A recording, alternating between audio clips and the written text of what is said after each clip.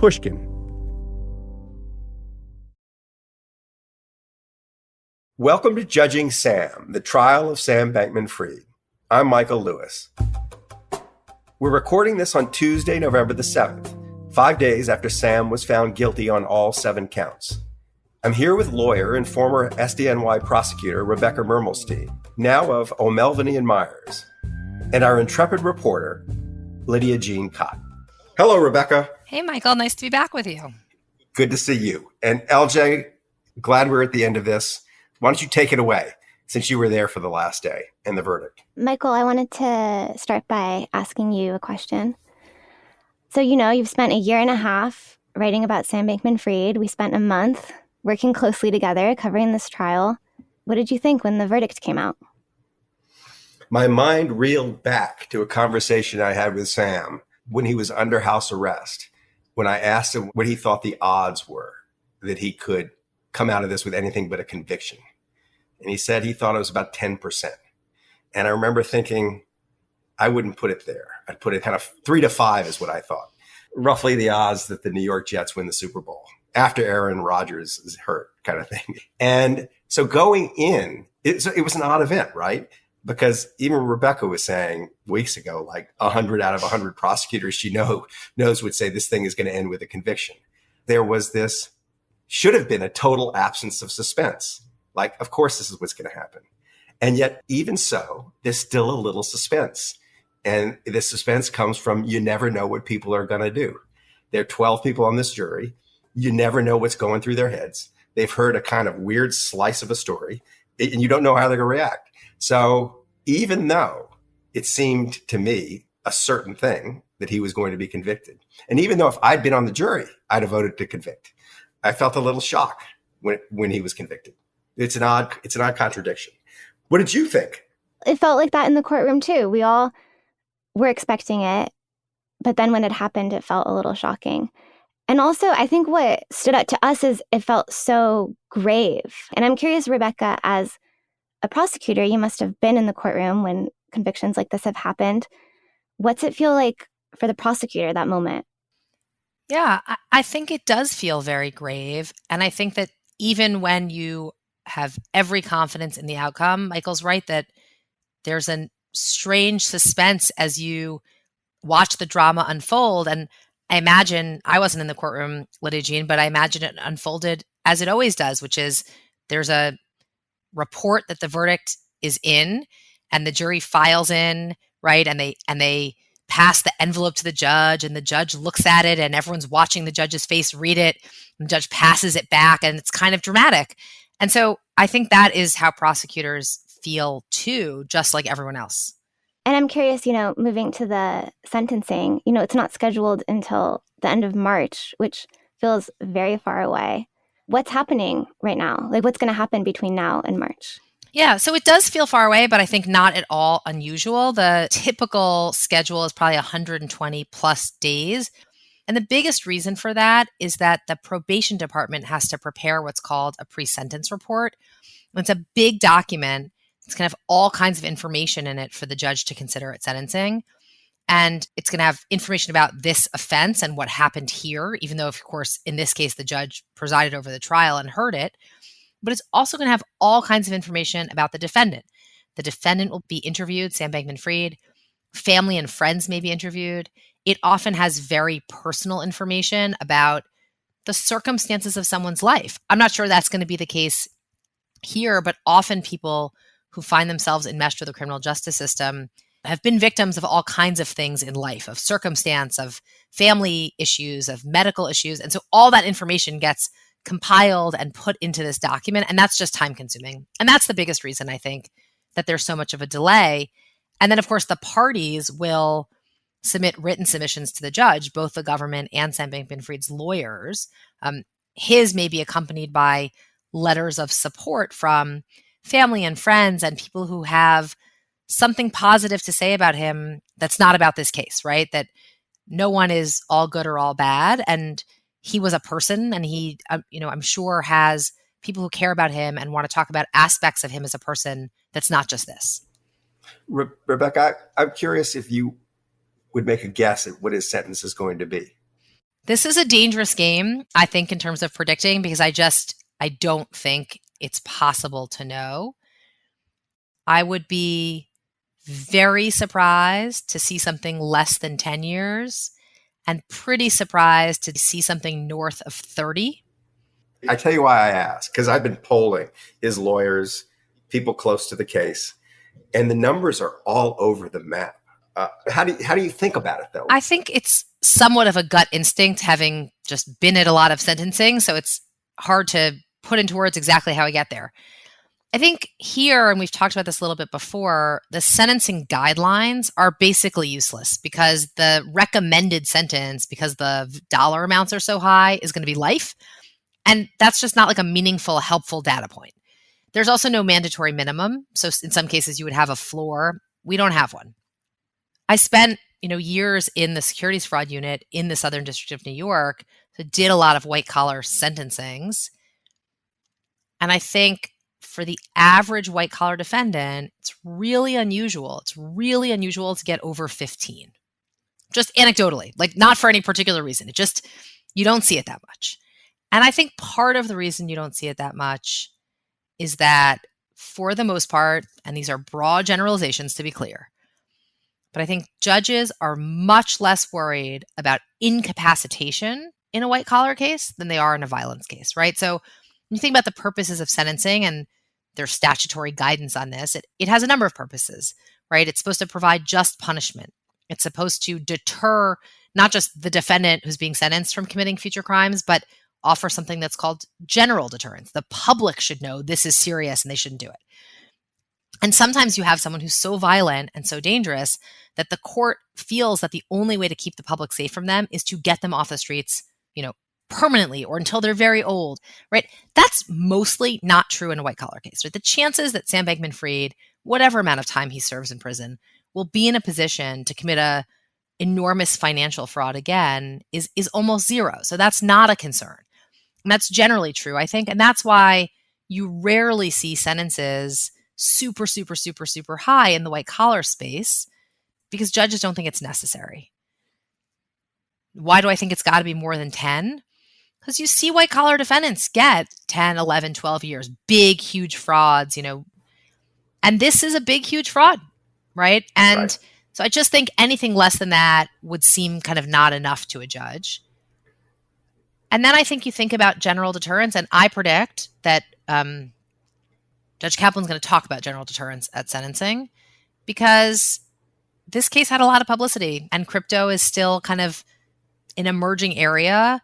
And so a lot of judges will say they don't believe in the concept of general deterrence. They don't really believe that the sentence imposed on one person affects the behavior of the public. But here, there's a strong argument that it really might. So I think you're going to see that be a driving force. Does he get punished for testifying on his own behalf? Yes.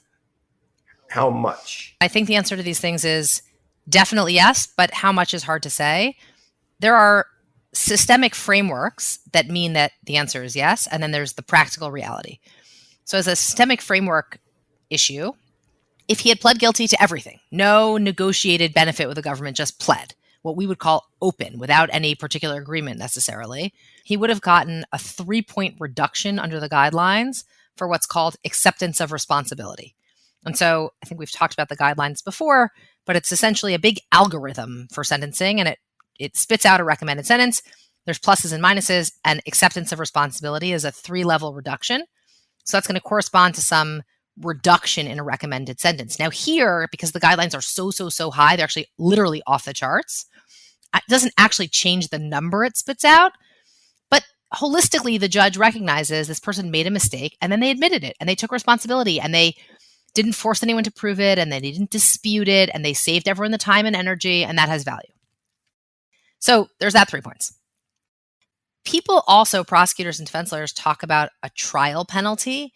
And there, they're not talking about a numerical algorithm.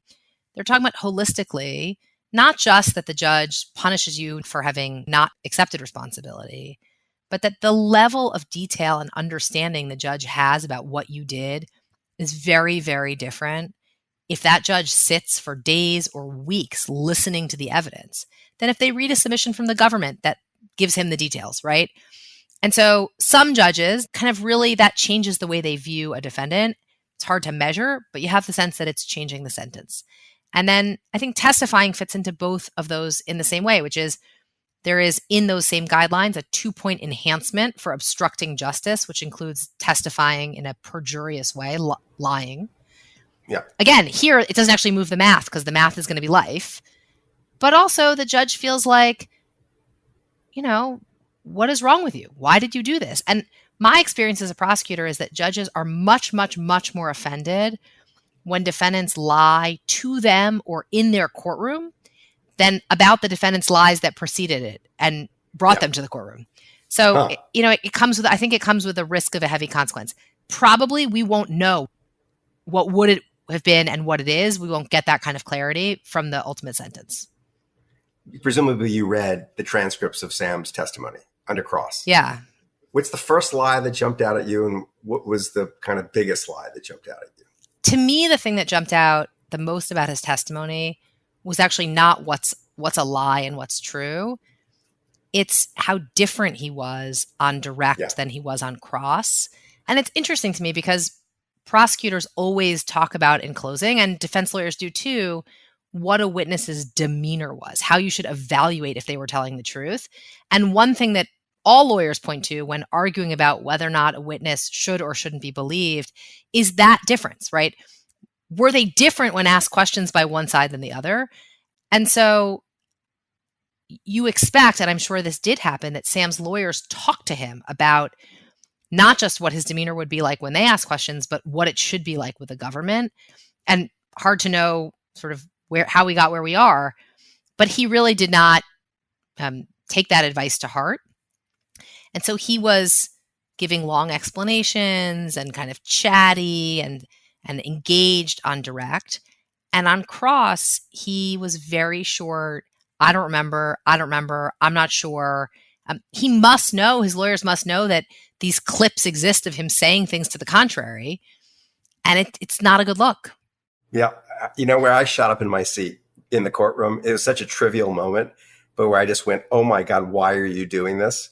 Was when they asked him if he had taken a private plane to the Super Bowl and he didn't remember.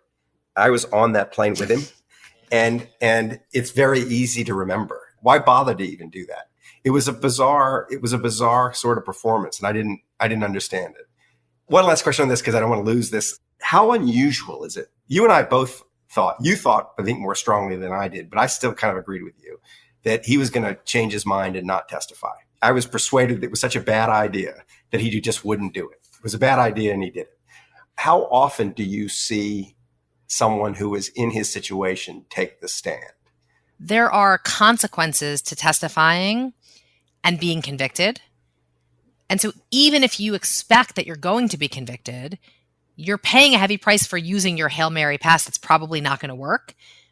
And so I don't know that most people make the decision, which is why I did not think that Sam was going to testify, for sure. Right. People, generally speaking, don't testify that much. I think no matter how severe the evidence, you sometimes see it from someone who has some kind of message they want to share, right? So it's not really about being acquitted. It's about using the platform. You see it sometimes in terrorism cases, right? Someone who gets on the stand and says, death to America. It's not helping their cause, but that's really not their purpose.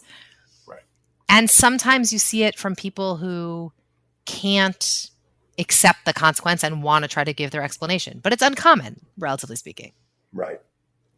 What other things can Kaplan consider when he's deciding on the sentence? Yeah, so almost anything is the answer. I mean, obviously there's some impermissible things, but there are statutory factors like the nature and circumstances of the offense, the need for just punishment, the need to avoid unwanted sentencing disparities, which is lawyer speak for it should be fair relative to other people who are similarly situated. Now here, who's similarly situated is, of course, a question. What's the right benchmark to compare it to? I think a lot of people have made the point that the closest analogy is maybe Madoff in terms of, size and loss and that kind of thing. On the other hand, Sam is, relatively speaking, a younger person, and Madoff had spent essentially a lifetime doing it. Here, it's a narrower, contained time, it doesn't seem like the right analogy to me to think about how much time Sam Bankman-Fried should get, right? If Madoff had gotten 25 years, that probably would have been a life sentence too. It was kind of academic. Yes.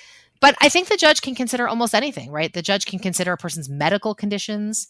The judge can consider childhood trauma. I'm not suggesting that exists here. I have no idea. But difficult life circumstances, family members, you sometimes see arguments that a defendant has a child or a parent who needs care and the defendant sort of needs to be there. So almost anything.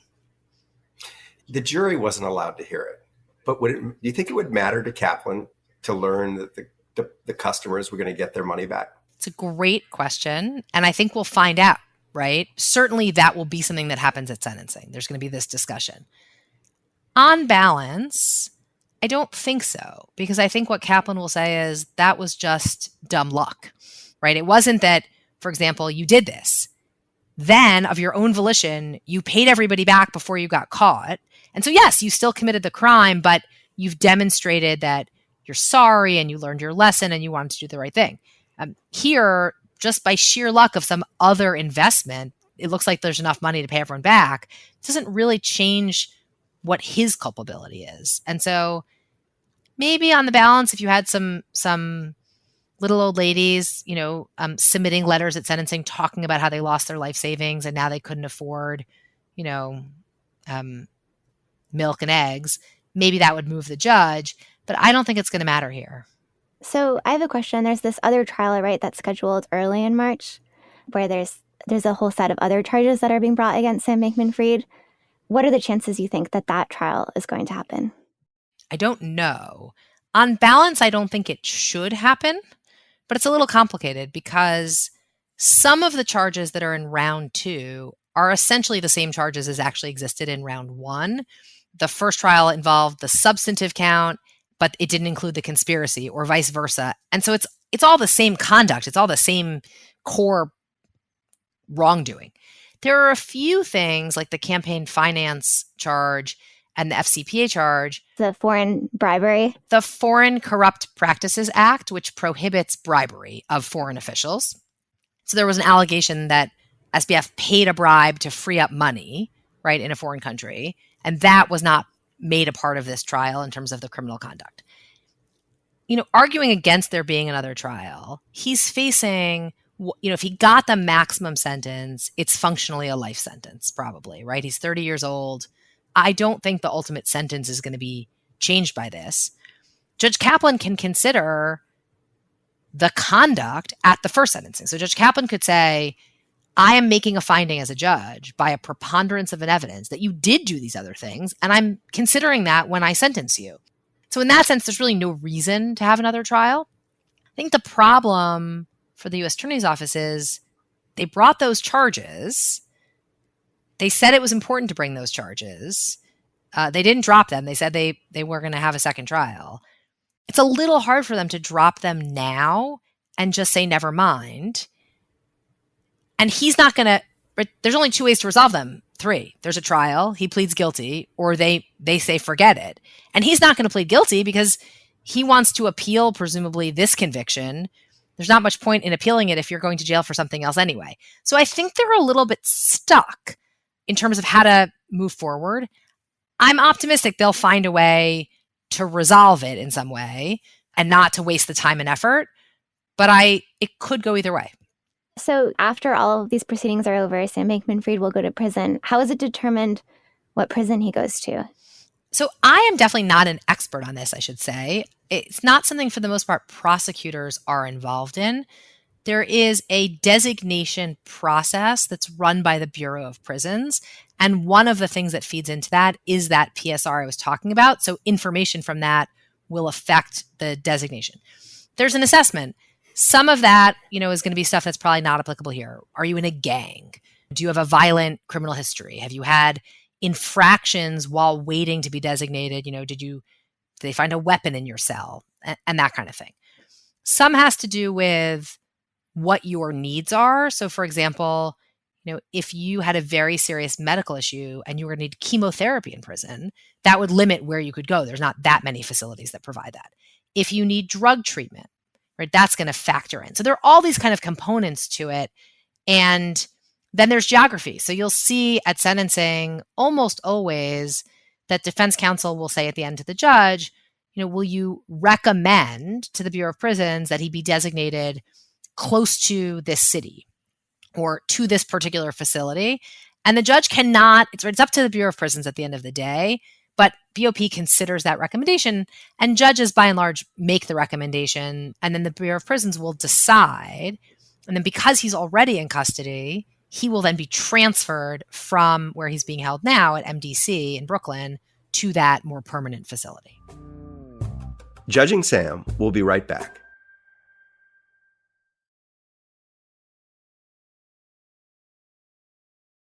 Welcome back to Judging Sam, the trial of Sam Bankman-Fried. Michael, I'm wondering if you've spoken to any family members of Sam Bankman-Fried or maybe employees at FTX. It's been a couple of days since the verdict came out, and I'm curious what people close to him and around him, how they are feeling about it. So very oddly, apart from Caroline, Nishad, and Gary, I stayed in touch with all of these people, all the people who might have been witnesses, some of the people who were witnesses. And I've heard from a bunch of them, the FTX people. And it's interesting because in the list of victims, these people are at the top because they lost not only all their money, but their reputations went with it. And they thought they were part of one enterprise, and it turned out to be something entirely different. Of all the people on the planet who might be angry at Sam Bankman-Fried, you would think they would be it. And that isn't the general feeling. The general feeling is kind of sadness. Natalie Tien, his scheduler and the head of public relations who sat through most of this trial, was weeping when it was over. She just thought, I think she had the feeling that she didn't see the Sam she knew in the courtroom. I think his parents have been living with both dread and grief for the last year, and the dread is now gone. It's happened, and they've just got the grief, and that's an easier emotion to cope with. I think that it's like, okay, this has happened, and now we move on. The image, if you ask me like what I would remember from this trial, like top 5 images, apart from the quality of the cafeteria. Number 1 would be his mother in profile with her jaw trembling the whole time. She manifested the shock of what she was going through.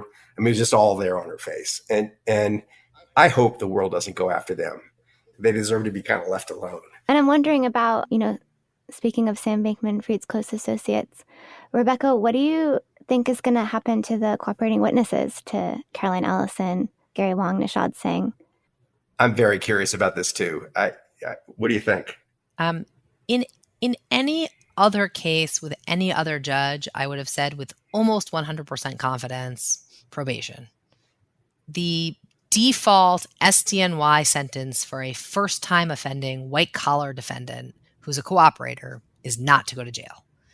And typically where you saw cooperators do jail time despite the fact they were cooperating was in cases where there was really serious violence. Someone who participates in a murder and is going to get a big reduction, but they're not going to get off scot-free. I think that probably is still true here. These guys are also like SBF. They're relatively young. There's no indication that they have any other wrongdoing in their past. And I think that is still probably right, that the judge will say, look, on the one hand, this was very serious and you participated anew. And on the other hand, these guys started cooperating really fast. They clearly owned up to it immediately. They didn't wait to see which way the wind was blowing. They really came in. And I think that's probably where it lands. And Kaplan's a harsh sentencer. And is there a world where he says, this was too serious and too big and you have to go to jail? I think it could happen. I still think it's unlikely. And if that happened, I would strongly suspect sentences of a year and a day, which is a weird sentence. But in the federal system, they abolished parole in the 80s. And after that, they have a system of 15% for good time. You get credit for time off. You can only get 15% time credit for sentences that are longer than a year. So a person who gets a year serves a full year. A person who gets a year and a day serves, 10 and a half months. And so you almost never see a sentence of exactly a year. It's funny, right after the verdict, I found myself engaged in my own little undoing project. When something bad happens, your imagination sort of like tries to undo it. Like how would this have been prevented? It led me to a question for you, LJ. Listening to the whole thing, if I put that question to you, how is this whole thing most likely prevented? What pops to mind? If that one juror who had to catch a plane had been replaced by a different juror instead of trying to move everything along to finish the trial before that juror got on that plane, you can't help but wonder if things would have gone differently, right? It's hard to imagine, but that just seems one simple, like, sliding doors moment that happened. What do you think is the one moment that would have made everything different? I mean, there are an infinite number of ways it might not have happened. But I bet Nishad and Caroline and maybe even Gary, though Gary I'm less sure of, when it all fell apart, their minds reeled back to early 2018, when Alameda Research was in free fall. Half the firm thought Sam was a criminal or just criminally negligent and left. And they, with some reluctance, stayed. And then it all recovered and it got better. And they had this firm in which Sam was now sort of unquestionable. He'd been questioned and proven right. And they were, both Nishad and Caroline at that moment were all kind of on the fence, whether to stay with him or whether to go. And I think that's the moment where, like, if they had just left, none of this would have happened. That it had just, the whole place had just ended. You don't think Sam Bankman-Fried would have found other people? No.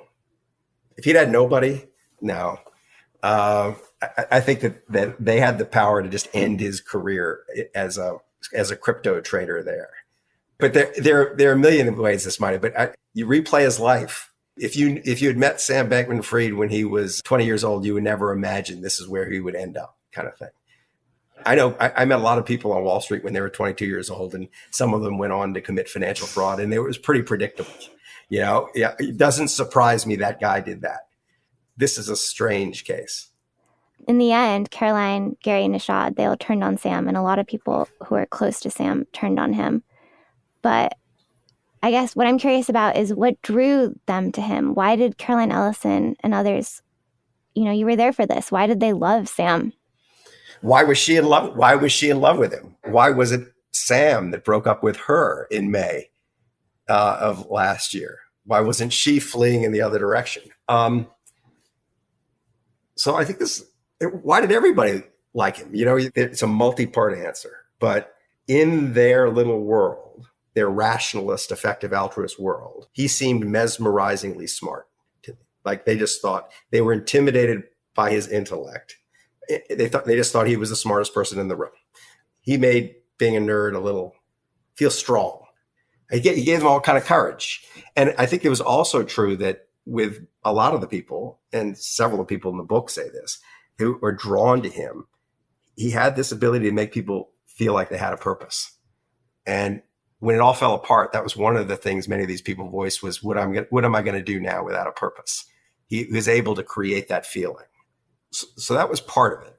For the wider society that sort of embraced him, oddly, I think a lot of his appeal was his seeming artlessness and openness, that he seemed like he had nothing to hide. He was just all out there. And in fact, there was a very funny, this didn't make its way into my story, but April of last year at Sam's Crypto Bahamas conference, I bumped into someone who had helped me with The Big Short. He could have been a character in The Big Short. He was one of the people who made that trade and was, really smart, unbelievably cynical Wall Street person who saw through the veneer of Wall Street to see that these firms were doing all this bad stuff. And he just adored Sam. And I remember asking him, why you like this guy so much? And he said, this is a loose quote. He said, how often do you meet someone with $20 billion who's not a douchebag, who has nothing to hide? And that's how he felt to people. He felt like he had nothing to hide. And it's incredible that his defining trait is what he hid. So anyway, it was, you won't believe this, LJ, because you see Sam and you see the know-it-all at the lunch table who won't shut up. There's that aspect to him. But I promise you that if you had met Sam Bankman-Fried a year and a half ago, you'd have thought he was odd, but you would have liked him. And right now you'd be punishing yourself for liking him. Judging Sam will be right back.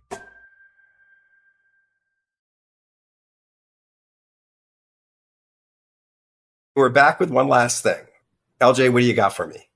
So, Michael, throughout this trial, you've talked about how you've also been learning about how the legal system works. You look so skeptical. No. It's true. I mean, Rebecca's the one who should look skeptical. I mean, yes, it's the first time I've really paid that close attention to a criminal trial. And what do you feel like you learned? It's frightening. It's frightening. You're toast if the federal government charges you with a crime. You're just done. And in this case, I don't think the outcome was unjust, but it feels like the system has a capacity for incredible injustice. It made me think there's this whole Rawlsian thing about the veil of ignorance, that I allow you to design the system, but I don't allow you to choose what your role in the system will be. And if I said to you, you get to design the system of justice, but you might end up a defendant. You might not end up a prosecutor or a defense lawyer or a judge or a member of the jury. You're going to be in there somewhere. You might be a defendant. I don't think anybody would design the system. They design a system that was fairer and showed a little more mercy towards the defendant, I think. Rebecca? It's funny. I was thinking of something much more practical and less philosophical, which is my last day of criminal law, my first year of law school. The professor said at the end of the day, look, most of you will never need the substance of this in your professional lives. Most of you will not be lawyers involved in the criminal justice system. Indeed, more of you are likely to be arrested than to need this professionally. And if you remember one thing from this class, it's don't talk to the police. He was, I think, mostly being tongue-in-cheek about the chances that a bunch of Ivy Leaguers were going to get arrested. But I do think that that is important life advice, actually. If you get at the knock at your door and it's the FBI or a police officer offers you the opportunity to explain something, you should call a lawyer. It is not a good idea to try to navigate the system without professional advice. And you should make calling a lawyer the first thing you do. So it's not about Rawls, but a pitch for a practical approach to finding yourself the defendant. That was, as usual, Rebecca, much more useful than what I had to say. Michael Lewis and Rebecca Mermelstein, thank you so much. This was really great. Bye-bye. Bye. This episode of Judging Sam was hosted by Lidia Jean Kott. Judging Sam is a production of Pushkin Industries and hosted by me, Michael Lewis, with special assists this season from Jacob Weisberg and Jacob Goldstein. Our associate producer is Nisha Venkin. Our executive producer is Catherine Girodeau. Our reporter is Lidia Jean Kott. Our editor is Sophie Crane. Our music is by Stellwagen Symphonet. At Pushkin, thanks also to Greta Cohn, Sarah Nix, Eric Sandler, Jason Gambrell, Nicole Opden-Bosch, Brian Srebrenik, Christina Sullivan, and Malcolm Gladwell. To find more Pushkin podcasts, listen on the iHeartRadio app, Apple Podcasts, or wherever you listen to your podcasts. If you'd like to access bonus episodes and listen ad-free, don't forget to sign up for a Pushkin Plus subscription at pushkin.fm/plus or on our Apple show page.